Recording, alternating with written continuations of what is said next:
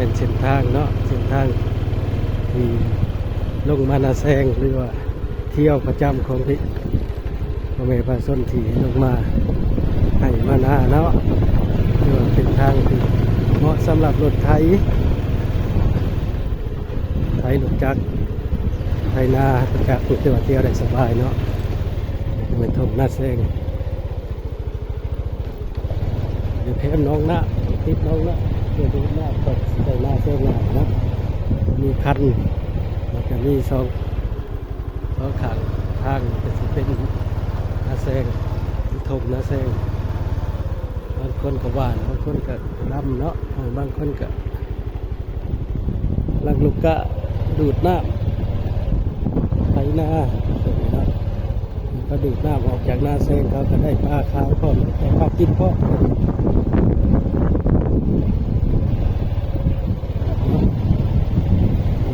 เส้นทางที่เดียวอันนี้ก็เป็นวันระบายบ่อนปากระบาย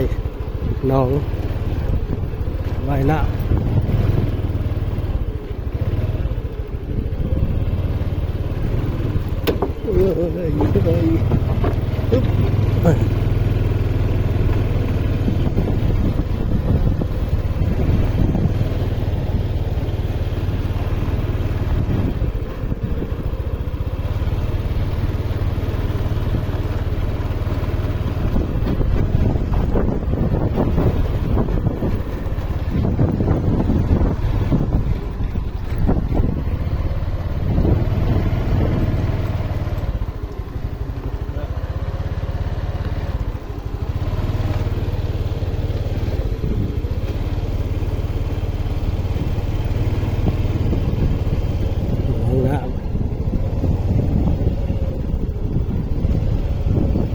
เขาใส่กระดูดใส่เข่าหน้าแซง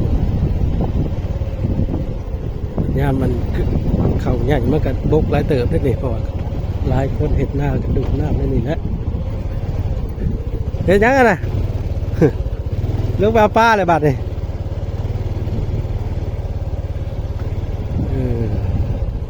ถ่ายเรือแต่ละบ่อนสีเป็นเรือ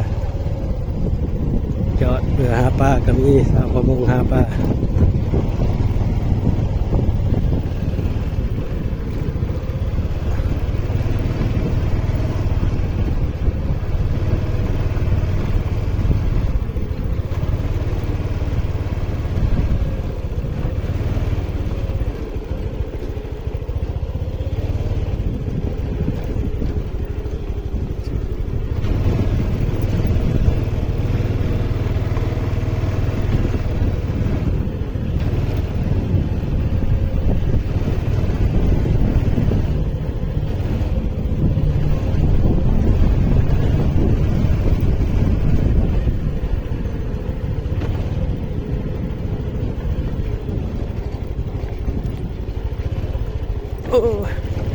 อันนี้ก็ดอกพายน้องหวะเนาะละนาด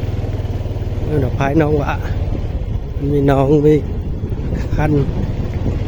เชื่อน้องลายน้องอยู่ในแถวนี้น้องหวะน้องเดินน้องกันแย่งหรือว่าลายน้องแต่เอาอยู่น้องได้ว่างใดเนาะใกล้น้องได้กับมันอยู่หากินตามน้องตามน้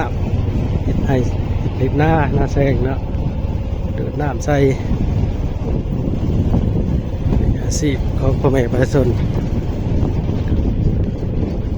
แถวนี้ติดหน้าแซงงามเลยงามแรงติดหน้าแซงได้กว่าหน้าปีเลยพี่น้องเลยดูดน้ำเป็นใส่หน้าแซง